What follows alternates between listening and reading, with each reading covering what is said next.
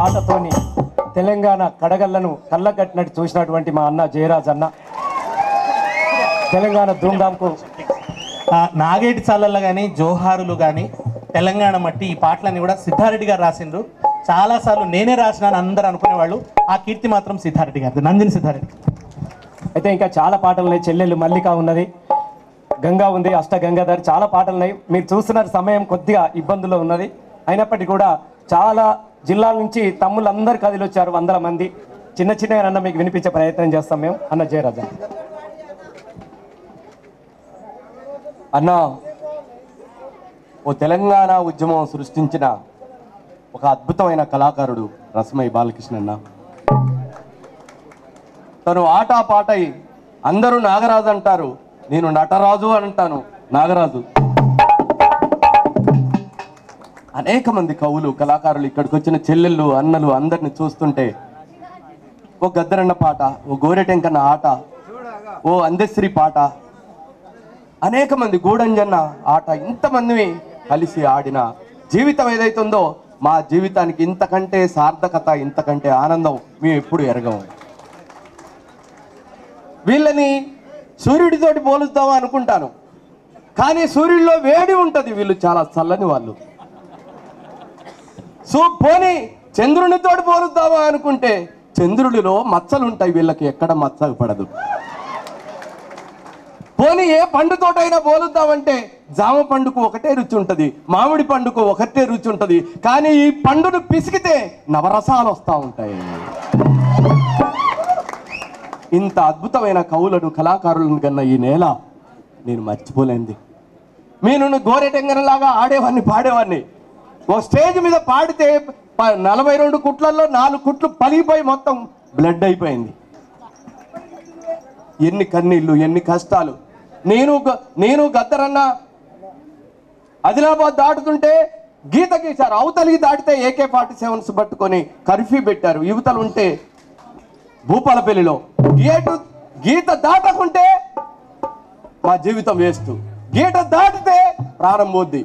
ఏం చేద్దాం గద్దరన్న అంటే, నువ్వు యుద్ధ నౌకమని పేరు పెట్టుకున్నావు, గీత దాటితేనే సవాల్ ఇక్కడ అని గీత దాటి మేము ఉద్యమాన్ని.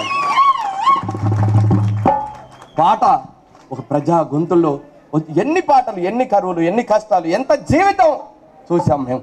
అందుకనే మహానుభావుడు ఆ రోజు అంటాడు, కాళోజీ నాటి మహాకవి అంటాడు, కాళ్ళు తడవకుండా సముద్రాన్ని ఈదొచ్చు కానీ కన్ను తడవకుండా సంసారాన్ని ఈదలేవురా అంటాడు. అలాంటి సంసార జీవితం నుంచి వచ్చిన వాళ్ళం మేమందరం. వీళ్ళందరూ కేసీఆర్ గారు ఒకరోజు మాట్లాడుతూ అలా వేదిక కింద కూర్చున్నాడు. రసమయ్య బాలకృష్ణ, గోరెట వెంకన్న, గద్దరు, జయరాజు, వీళ్ళందరూ ఎవరురా అంటే, ఎవడండి ఆకలి అవమానాడు ఎవడైతే ఎదుర్కొంటాడో అక్కడి నుంచి పుట్టిన వాళ్ళు వీళ్ళందరూ కూడా. నేను ఇప్పటికే చెప్తున్నాను, ఏసీ రూముల్లో క్రోటాల మొక్కల్లాగా పెరిగేవాడు ఎవడు కూడా ఇంత అద్భుతమైన సాహిత్యాన్ని రాయలేడు. కాబట్టి కవి అనేవాడు ఎక్కడ పుట్టాలంటే ఇక్కడే పుట్టాలి. కానీ మేము ఆకలి అనుభవించాం, దరిద్రం అనుభవించాం, మీ కన్నీళ్ళే మా కన్నీళ్ళు అనుకున్నాం. మాకు పెద్ద చదువు వచ్చో రాదో, మా సాహిత్యంలో విలువ ఉందో విలువలేదో కూడా మాకు తెలియదు. ఉట్టిని అలవోకగా పాట రాసుకున్నాం.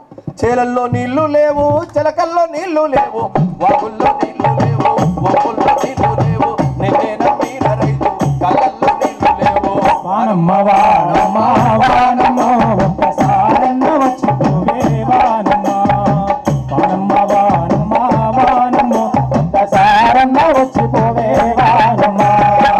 ఎదిగేటి మెరపసేను ఎండల్లో ఎట్టిపోయే, సంగాని మొక్కతున్న ఎక్కెక్కి ఏడవసాగే, పలుకోసుకున్న కంకి పాలన్ని కుడికిపోయే, నికోసుకున్న సేరు నీలాడలేకపాయే. వానమ్మ వానమ్మ వానమ్మ ఒక్కసారన్న వచ్చిపోవే వానమ్మ, వానమ్మ వానమ్మ వానమ్మ ఒక్కసారన్న వచ్చిపోవే వానమ్మ. ఈ దేశానికి స్వాతంత్రం వచ్చినప్పుడు ఈ దేశాన్ని ఎవడి చేతిలో పెట్టాలి? ఎవడైతే ఈ దేశానికి న్యాయం జరుగుద్దంటే డోర్ అవతల, కిటికీలు అవతల, స్కూల్ అవతల, కిటికీ పక్కన బల్లోకి రాని అని పిల్లవాడు ఒకడున్నాడు. వాడు ప్రపంచ దేశాలు తిరిగిండు, వాడంత జ్ఞానవంతుడు ఈ దేశంలో ఎవడూ లేడు. అలాంటి వాడికి న్యాయం అప్పచెప్పాలి, చట్టం అప్పచెప్పారు. ఆ మహానుభావుడు అంబేద్కర్కు చట్టం అప్పచెప్పబట్టే మాకు ఓటు వచ్చింది. ఆ మహానుభావుడు అంబేద్కర్కు చట్టం అప్పచెప్పే మహిళలకు రిజర్వేషన్ వచ్చింది. ఆ మహానుభావుడికి అంబేద్కర్కు రాజ్యాంగం వదిలిపెట్టబట్టే మేము సగర్వంగా నిలబడగలుగుతున్నాము. ఇది గమనించిన మహానుభావుడు కల్వకుంట్ల చంద్రశేఖర్ గారు ఇలా సీట్ల ముందు మా ఆటలు పాటలు చూసిన తర్వాత వీళ్ళందరూ ఎక్కడ పుట్టారంటే వీళ్ళందరూ వెరివాడలో పుట్టారు సార్ అని చెప్పాను నేను. చెప్తే ఆయన ఒక మాట అన్నాడు, తెలంగాణ వచ్చిన తర్వాత మొదటి ముఖ్యమంత్రి దళితుడే కావాలని.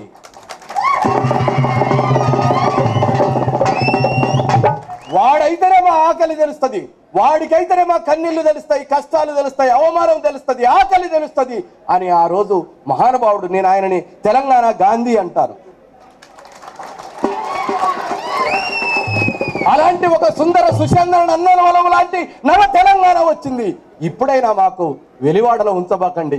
ఇప్పుడైనా మా బడుగు బలహీన వర్గాలకు రాజ్యం ఇవ్వండి, రాజ్యం ఇవ్వండి.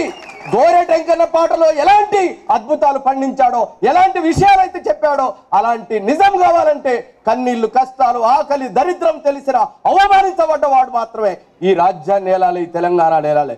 రసమైకి ఏం తక్కువైంది? చదవలేదా? తెల్ల సొక్కాలు వేసుకున్న అందరికంటే ఎక్కువ చదివాడు ఉపాధ్యాయుడు. వీళ్ళందరికీ మాడు చెక్కలు తిన్నాం.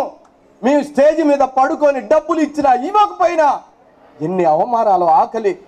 అందుకనే తెలంగాణ ప్రజలు చాలా గొప్పవాళ్ళు. వాడు తెల్ల సొక్కాలు వేసుకొని ఇనుప గొలుసులు లాంటి బంగారం వేసుకొని వస్తే ఫస్ట్ వాడిని జరపండి, మీ పాట పాడండి అని అన్నారు. ఈ చైతన్యం ఊరికే పోదు. తెలంగాణ వచ్చిన తర్వాత కూడా మా ఆట పాటలు తోటి ఈ తెలంగాణ ఒక అద్భుతమైన తెలంగాణ, ఒక పచ్చటి తెలంగాణ కావడం కోసం మేము అంతా కృషి చేస్తామని తెలియజేస్తూ ఈ అవకాశం ఇచ్చిన మీ అందరికీ వందనాలు తెలియజేస్తాం.